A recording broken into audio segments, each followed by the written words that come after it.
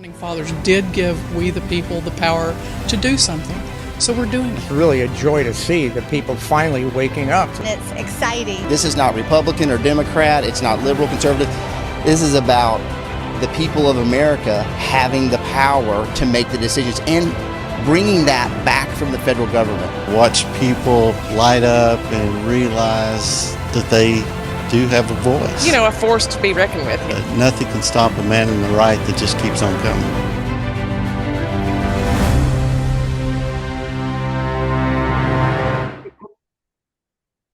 Well, hello and welcome, Convention of States, Texas. We are going to cut through some noise and bring you a conversation tonight that really matters. My name is Erica Hatfield. I'm the State Director for Convention of States, and today we're going to dive in to the 2025 constitutional amendments. And tonight we have our guest, or not really guest, Darren York, who is the co-state director for Convention of States.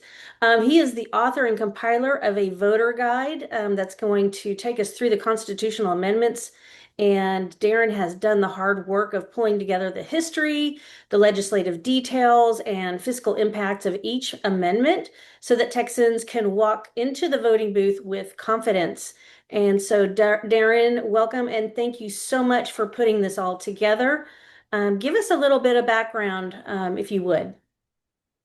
So, as I guess we started this journey 2 years ago in 2023 when we had about 12 or 13 amendments on the ballot, and I put one of these voter type guides together for some meetings that we were having locally, and they became very, very popular and spread throughout the state. And so it became my mission, my passion this year to begin the 2025 season with the same type of thing, but learning some lessons from last time to make it more easily used, whether it was in a print version or a digital version, to basically connect people with the original source information. So this guide is not about my opinion or whether I'm for or whether I'm against. This is a voter's guide that gives them the source information about each proposition. And we'll go through a little bit of that a little bit later. And for listeners who don't really follow constitutional amendments very close, so why should Texans care about these measures? So the constitutional amendments, if you noticed, I mentioned 2 years ago during the annual session, they passed 12 or 13 amendments. This year, we've got 17 on the ballot.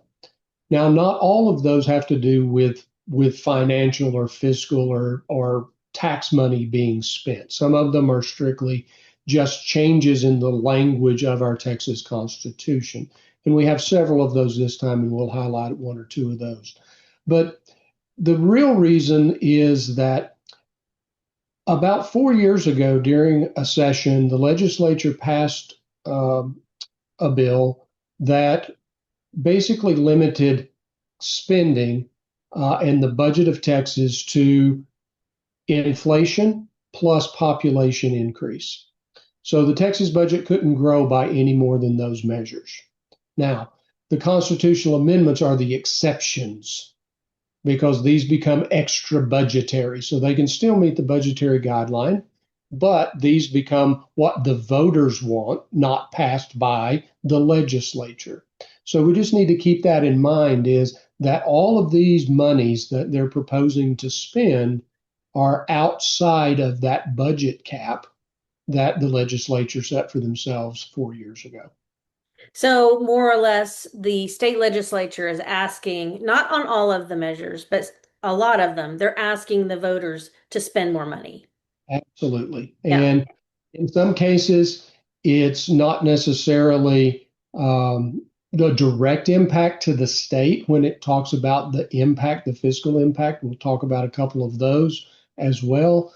But it winds up being a measure that causes local financial impact, because now we're causing a county or a city to comply with a new law or regulation, whether that's directly or indirectly. but it does impact how much money is going to cost those local entities. And then they want to turn around and raise our property taxes. And they will raise our property tax. Cycle. Yeah. And so that's part of that cycle. If we want to get rid of property taxes, all of these things figure into that calculus. Right. So let's take a step back. How exactly is the Texas Constitution amended? Walk us through that process. So this year in the front of the voter's guide, that's exactly what I put in, was some historical information and some just educational information. So I call it the Texas two-step. And so there's two steps to the process. First of all, the Texas legislature must pass a joint resolution between both chambers with a 2/3 vote in order to be able to get it put to the ballot. Okay. So the first step is the legislature has to concur in a 2/3 majority between both chambers for it to go to the ballot. Once that's done, it goes to the Secretary of State's office, and they actually order the ballot, and they will actually draw lots for the order in which those resolutions will appear on the ballot. And from there, once it goes on the ballot, then typically it's in November. A few years ago, we had one of these, and they tried to sneak it in May, and it really created a lot of havoc in the local election process, made it very, very difficult. But normally these are in November of odd-numbered years when you have to vote on all of these constitutional changes that have been passed through the legislature, approved by the Secretary of State, and put on the ballot. Okay, well, let's dive into it. So I think you've tracked the history as well, right? You I have. something to share? I can't take the credit for that. Again, all of this goes back to source data, so all of that is documented in this guide. But since 1876, the Texas Constitution, the current one that we're under, is actually the fifth since statehood. And since 1876, the legislature has proposed 714 constitutional amendments, and of those, 530 of them have been approved, and 181 have been defeated, and 3 of them actually never made it to the ballot.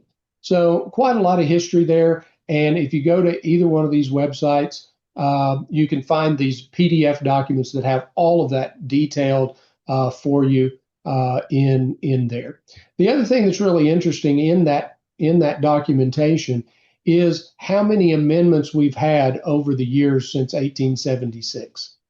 And you'll notice the one that's really standing out is right here around 1999. Do you want to share screen? Oh, sorry about that. Okay. Yes, I do, so everyone can see. So give me just a second here. Hopefully you can see. I can see. Give me just 1 second here. And if you want to go over just real quick the process slide that folks missed. Yep, let me move some things around here. Sorry about that. Everything flips. So again, we kind of talked about this process. It's in the guide as well, the Texas two-step. And then here's the links to the historical Texas constitutional information. And so in that data, you'll see here in 1999, 2001 type time frame, we really see a spike.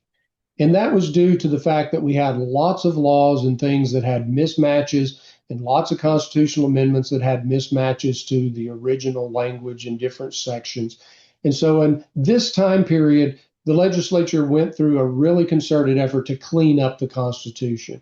And that's why you see here we had over 100 amendments. Can you imagine that ballot? Whenever you're trying to vote on all of those, I imagine voter turnout was just sky high because I know. So the thing that's really important to me is that you can see here in the last several years, in the last 10, 15 years, they've kind of leveled off, right around that 5, 6, 8, 10 range. But last year we hit about 13. This year we're hitting 17. And so I just want people to understand that when it comes to the fiscal aspects of these amendments, we need to be very cautious and cognizant of the fact that that is spending our taxpayer money.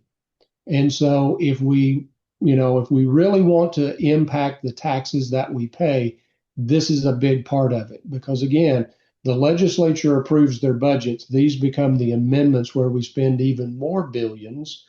And the history of amendments, if we look here, you'll notice that most all of these are blue. And that indicates that they have been approved.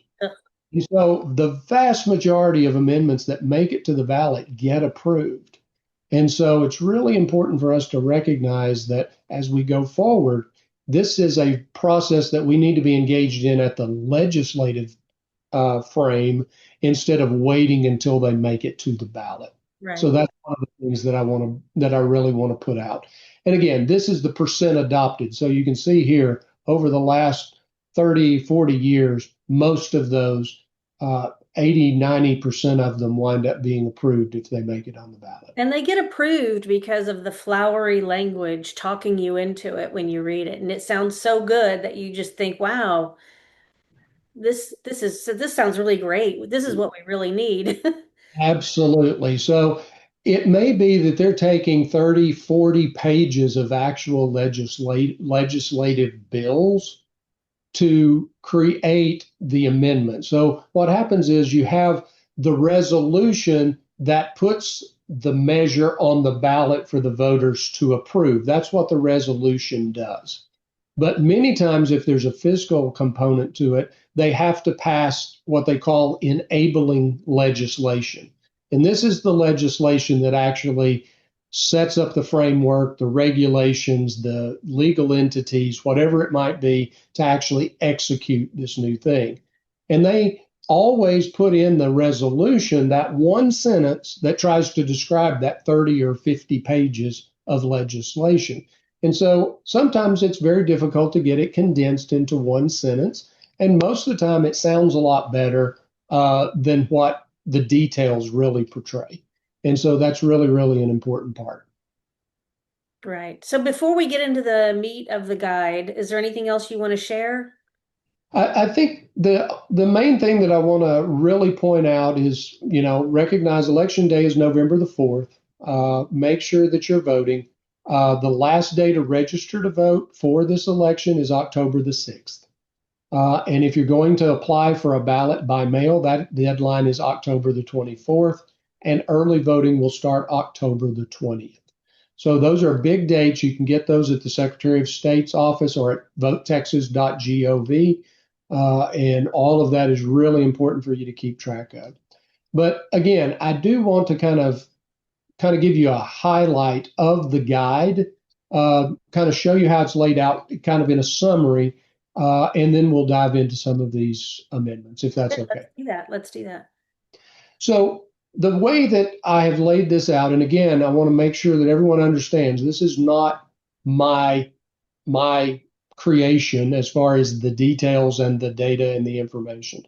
All I have done is compiled all of that source data into a single location for each amendment. All of this data comes from the Texas legislature. It comes from House analysis, from fiscal boards, from the legislative boards, from various sources that give us this information, from the Secretary of State's office, et cetera. And some outside sources and articles that pertain to certain background information that may be helpful. So again, as we go through that, I just want to show you every proposition is basically on 2 pages. The first page kind of gives you the overview of everything there is about the legislation. And we give you what the resolution was, so you can go to Texas Legislature online if you wish and look up the exact details, which I have links to below. I've tried to summarize from the fiscal notes what the taxpayer cost is going to be. That's and in in the some of these, upper right hand corner, right? The taxpayer cost. absolutely. And these will dictate whether it's a one-time thing or whether it's over a period of years, or if it's undetermined because there's no state cost, but there may be some local cost, because they don't try to quantify the local cost because every jurisdiction is different. Okay. But we need to be aware of those. The wording, as you're going to see it on the ballot, I will give you the legislative context for which parties voted for what from the House and the Senate. And then these links, if it's a printed file, you'll be able to scan these QR codes and it'll take you directly to the legislative online reference for SJR 59. It'll have everything at your fingertips. If you want to see the full text of the resolution, you can click here in the digital version or scan in the paper version. I have the articles and the sections that are impacted in the Constitution in the bottom left corner, and then background information, any constitutional history information, and then normally an explanatory statement that comes from the Secretary of State. In some cases, I've augmented those because that statement from the Secretary of State was a little too generic for my liking. There needed to be a little more information. And then the second page actually gives you the intent and analysis from the actual legislative analysis board.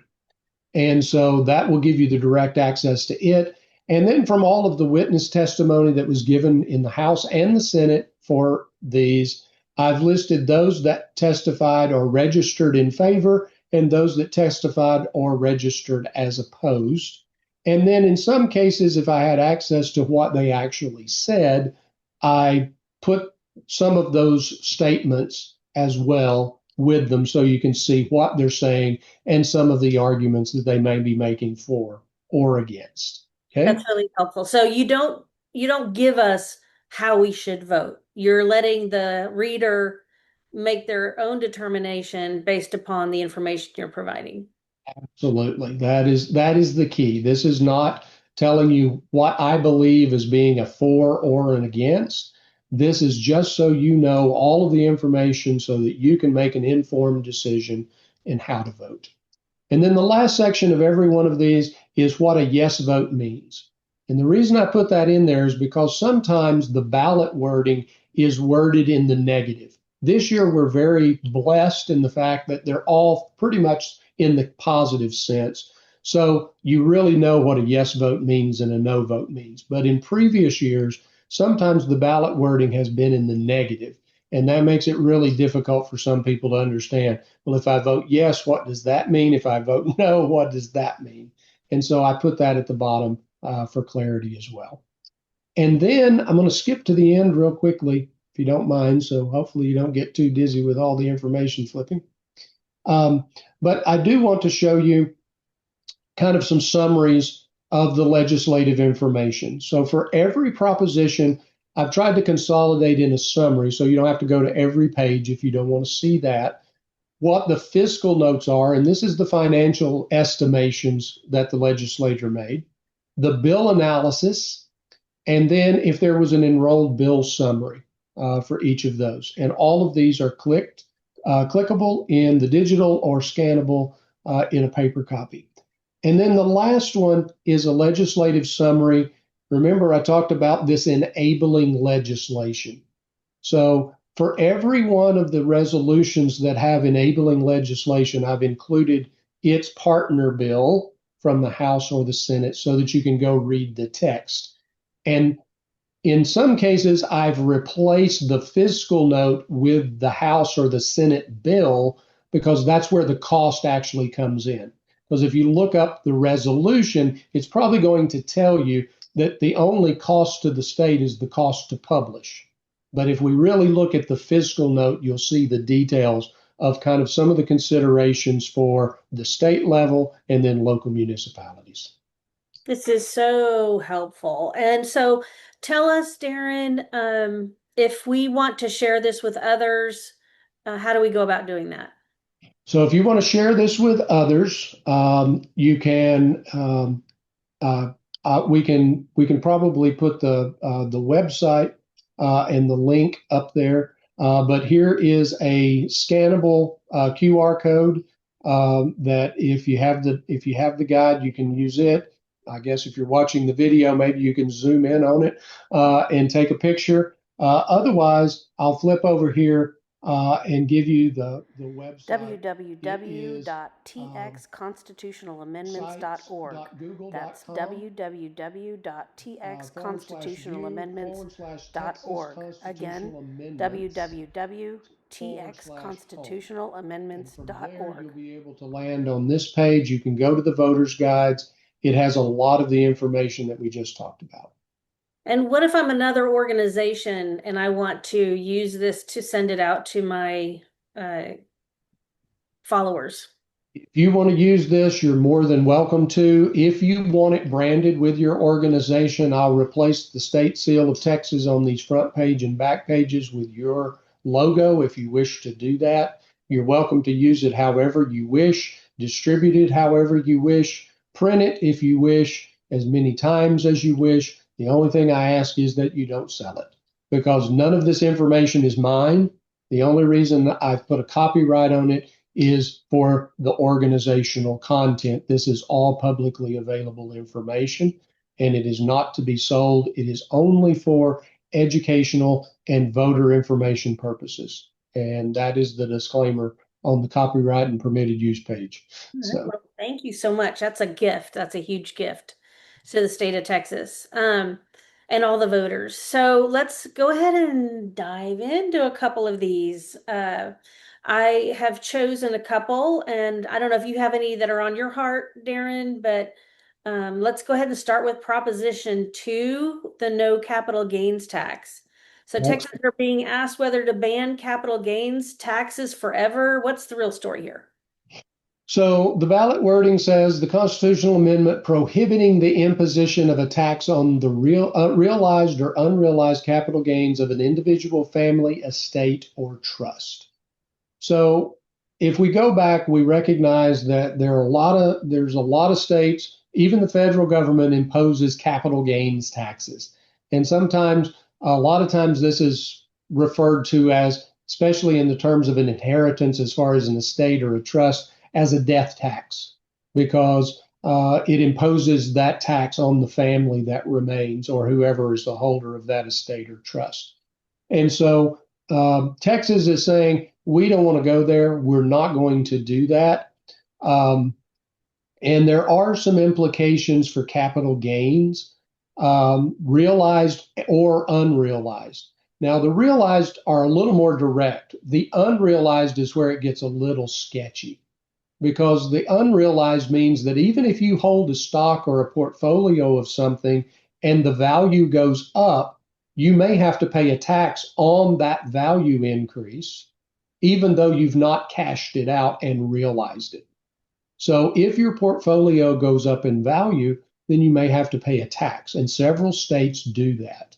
And Texas is saying, we don't want to go there. We want people to be able to invest. We want people to be able to grow their assets. And especially, we don't want someone who's inheriting a family farm to have to pay some sort of tax in order to keep that in their family. Yeah. And so lots of different pieces to this, and it's really important to dig into the details. But that's the in essence of what this amendment is really all about, is saying, as Texans, we either want to make sure we don't have to pay those taxes, or if we deny it, then obviously we're saying we do want to pay those taxes. Yeah. So it's up to the voters. And it looks like it had a strong Republican support, and about half of the Democrats, less than half of the Democrats supported it. Okay, so let's move on to or is there anything else that you want to share on this? On this one, I just want to highlight that this one shows to be about 152,000 annually, according to the fiscal note in TLO. And that's because we don't have a lot of this taxation going on in Texas already. So since we don't have anything, there's not a big financial impact to the state of Texas. Okay. So then Proposition 3 is denial of bail for violent offenses. So this one deals with public safety and bail reform. We've heard a lot of talk on that in the news. What's at stake for Texans with this measure? So this one is really, really interesting. And I think we all agree that it's really important for us to punish criminals, especially for these extreme offenses. And that's one of the things that this bill does, is that it highlights what we're really trying to imply this denial of bail for. Okay. And so if you look here in the explanatory statement, it says that that magistrate may be able to apply a no bail situation for murder, capital murder, aggravated assault, if the person caused serious bodily harm using a firearm, explosive weapon, aggravated kidnapping, aggravated robbery, sexual assault, indecency with a child, trafficking of persons, or continuous trafficking of persons. So these are pretty serious offenses. And I think most people would say, yeah, we'd rather have those people behind bars. Okay. Now, the question becomes, how do you balance that with a person's right of being presumed innocent until guilty and our constitutional rights to having the ability to post bail? And that's the balance that everyone has to strike on their own, as whether they decide this one is a for or an against. Now, from a fiscal side, it's really important for us to understand that there's really no cost to the state of Texas, per se. Okay? This is going to be a local impact, because if your local magistrates, if your local judges begin to not grant bail, that means those individuals have to remain in custody, which means they're normally in the county jail for an undisclosed, undetermined period of time. And that makes your cost of having inmates go up. Now, that may be a cost that everyone is willing to support if you vote in favor. If you're not, then that may be one of the reasons why you don't support it. But there is a cost. It's just going to be on a local jurisdictional type basis as to how much that is and how much crime you have in your area.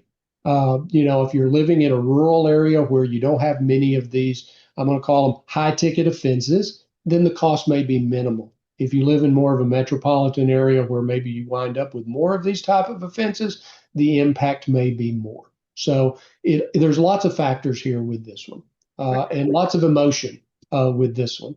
But the key here is that there are specific crimes that are associated with denying of this bail. Okay, it's not just carte blanche. All right. Well, let's jump to Proposition 15. We're just doing a few selects so you guys can kind of get an idea of what we're working with here. So 15 deals with parental rights. This one's likely to grab attention. Affirming parents as the primary decision makers for their children. What does this amendment actually do?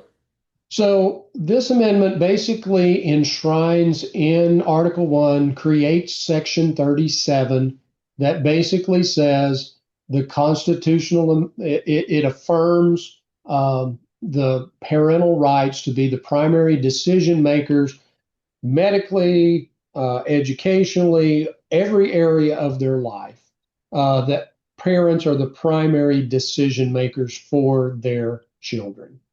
And so there's been lots of attention to this in lots of different areas, especially in the education and the medical field over the last 4 or 5 years since COVID.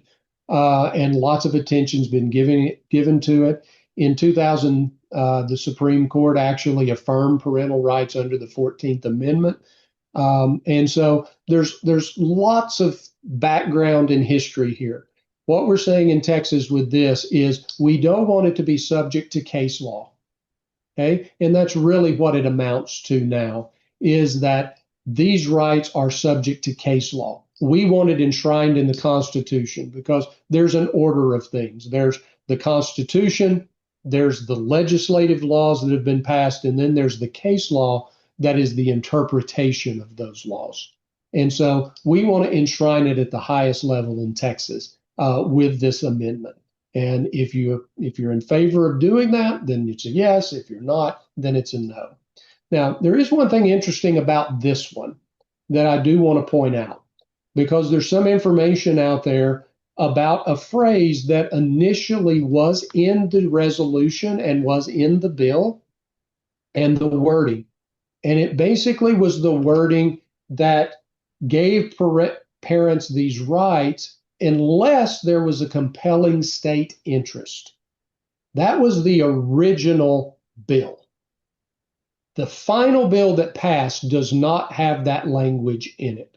So I just want to point that out because some people really got up in arms, and you can't say that it's not worthy of that, but at the original language. But now it just states that parents are the fundamental decision makers for their children, full stop. So we don't add exceptions. There's no other language in the exception. And if you click right here on this full resolution, you will see what the actual wording is, and you'll notice that that exception wording is no longer in there. Excellent. So this is a good example of a proposition where there's no significant impact, taxpayer cost. It's just wording. It's wording in the Constitution that we're trying to guarantee certain rights, and we want those rights enshrined in the Constitution. Very important wording, yes.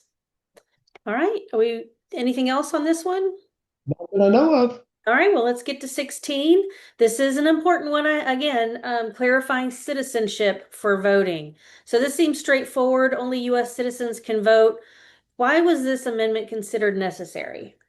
So similar to the previous one, legislation and case law dictates that only citizens can vote. But the way that it currently is under state law is the voter must attest to being a citizen when they register to vote. Okay? So in this case, we're going to raise the bar. We're going to put it in the Constitution, and we're going to say that any voter in the state of Texas has to be a citizen of the United States of America. So now there's no question, there's no attestation.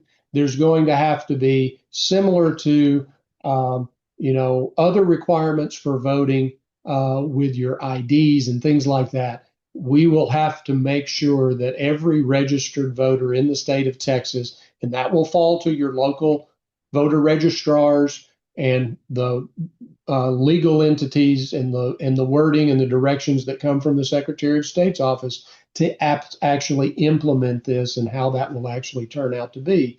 But this will make it a constitutional infraction, if you want to think of it that way, not just a legislative law or rule infraction or interpretation infraction of that law. So this one's really important to share with your local election administrator. So absolutely. And yeah, don't assume they know things. Just assume they know nothing. And if you share it with them and it's double duty, then it's double duty. But it's better that they know. Absolutely. And I would say just have a conversation with them and tell them that this is important to you, and they will immediately tell you what their thoughts are, what they're doing to get prepared for this, and what the Secretary of State has advised them and things like that. So have a conversation with either, depends on your county as to whether it's your county clerk or if you have an elections administrator. In some counties, it even can be your tax assessor collector, but it's going to be one of those three people in your county that you can have that conversation with. Good, good. Anything else on this one? No cost? Pretty straightforward. Okay, Proposition 17, border security, property tax relief. So finally, let's talk about border security. This proposition would exempt from property taxes the increased value from border infrastructure on private land. What is this and what's behind it? What that means is if you've kept up with the border wall down on the border of Texas, if people allow the state of Texas or the federal government to come in and erect border wall on their property, then to this point, that has been an improvement. Okay, just like you built another house or a barn or anything else, it is listed as an improvement, which theoretically can raise your appraised value. Okay, so this amendment would basically say we're not going to increase someone's appraised value for protecting all of Texas by granting them permission to build that border infrastructure on their property. Okay, and so what this would do is it would allow the exemption of the value of any of that infrastructure improvement on the border property from property tax appraisal. Okay.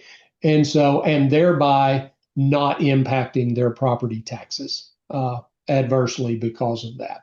Now, this is really only happening, if you'll notice, these counties here in Cameron, Star, Zapata, Webb, Maverick, and Val Verde. Okay, those are our border counties that are focused here, and that's the way that it's worded for this. So important to recognize that we're not going to have anyone that says, oh, if I live in, Dallas County, I'm building infrastructure, so I should get a tax exemption. That's not possible with this amendment. It's only for those border counties. All right. So anything else on this one? Again, there's no real significant impact. I don't know what each of these counties have done as far as their appraisers. It could have some slight impact in some counties if they did appraise those assets or those improvements. I have no idea, but overall, there's going to be a very minimal impact to the values and therefore, by extension, property taxes that would be collected. Right. And since we have some time left, let's hit Proposition 14 because that one stands out because of the massive dollar amount, $3 billion. This one is Dementia Research Fund. Walk us through it. Yeah, so this one is very similar to what we did back several years ago with cancer research. So if you remember, several years ago, we had a constitutional amendment that wanted to fund cancer research. And that has been done. That has been on the books for several years. You'll see that in the constitutional history. It was proposed in 2007, Proposition 15. And so really, really important. Basically the same type of legislative structure and legal structure to create this fund that would actually try to incentivize research in the state of Texas to help with dementia and Alzheimer's and Parkinson's disease and anything else that's a related disorder. Okay. And so it can be for prevention and or treatment of any of those diseases. And so again, it is a big dollar amount. And it's really important for us to weigh the benefits and the exceptions. You'll notice here that it was overwhelmingly supported in the legislature. And notice that most everybody fell on the in favor side when it came to testify and those type of things. There are a few comments. And by the way, I will make a note. I did not list any individual witnesses in this guide. If you want to go see those, you can click on the witness list on the Texas Legislature online for that resolution, and you can see that. But I didn't want to include individuals. So the only ones that are listed as in favor or opposed are organizations or associations. So just kind of point that out. So some of the comments here, if we go back, some of them they took exception with some of the way that the cancer research one has been administered over the last several years and the financial responsibility and what we've actually gotten out of it. And now we're going to do it again for dementia, Alzheimer's, Parkinson's, et cetera. And then you've got others that say, no, this is desperately needed because it has a tremendous impact on the economy of Texas. Because if you're a family that's impacted by a loved one that has one of these diseases, then it impacts your ability to be productive because you're a caregiver. You're having to do things that take you away from work, maybe eliminate your ability to work altogether, whatever it might be. So the estimates are there, the testimony is there as far as some of the economic impacts and why this makes economic sense, not just social sense. Okay. Right. All right. So putting this guide together, Darren, it had to be a huge project. It definitely was. It's very much a labor of love. It took me a lot longer than what I intended. This was probably about a 90 or 100-hour project. Mm. Uh, and so completely volunteer hours. I don't get paid to do this. So, so this is a lot of long nights and trying to scramble to make all the QR codes and make them linkable and make sure they're linked to the right stuff. So it was definitely a labor of love. Um, if you go to the website, the digital version, if there are any updates, will constantly be updated with the latest and greatest.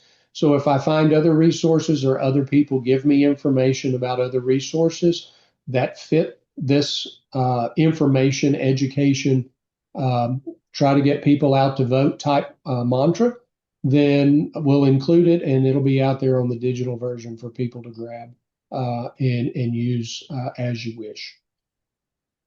What's one thing you'd tell every Texan before they walk into the voting booth this November? Well, I would say do your homework. That's the big thing. And I will mention at the end of this guide, after all the QR codes and all the little flipping clickable devices and everything else that's in the digital version, there's a couple of pages that give you some notes. And if nothing else, go print these pages so that after you've done your homework, you've done your research, you've read the language. I'm a big proponent of go directly to the resolution, go directly to the bill itself, and read what it does. Because the wording on the ballot is never going to tell you the whole story. Okay? If you want to see the exact language that's going in the Constitution, click on that resolution link and go read it for yourself and decide if you like it or you don't. And then check the box in this voter's notes. And you can take these voters' notes into that ballot box with you. And that way you don't have to try to remember all of those details. Yeah, you can't take it in your phone. You can't take a picture in your phone and take it with your phone has to be off. So you print it out.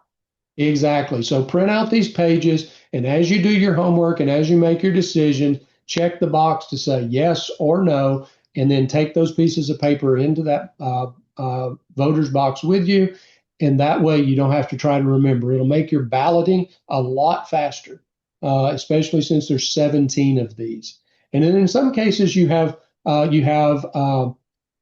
special elections, and you may even have some municipal elections or school board elections in some cases that'll be on the ballot as well, depending on the jurisdiction. So, but if it's just the state voting, you're going to have to make 17 decisions anyway. And if you're like me, I can't remember very well. And so it's nice to have my notes so that I can take it in and I can say yes and no and just go down the list. And these are all in ballot order. Okay. So the order of presentation for these, Proposition 1 through 17, are in the order that the Secretary of State set for the ballot. So they will be in ballot order from 1 to 17. Thank you again, Darren, for this labor of love to Texas. Absolutely. And so I want to thank the listeners also for listening in and making this an important election for yourself, your family, your friends. If this conversation helped you, share it with a friend. And Yep. remember, an informed voter is a powerful voter. Absolutely. And as I like to say, it's our Texas, and we get to keep it that way. So go out there and vote. Constitutional amendment elections are some of the least turnout votes in the state of Texas. And when we're talking about spending billions and billions and billions and billions of dollars and making rights enshrined in our Constitution, it's probably some of the most important things that we will ever do in the ballot box. So make sure your neighbors are informed and everyone goes out and votes. That's the big thing. Absolutely. Thank you again. Okay, thank you. Bye-bye.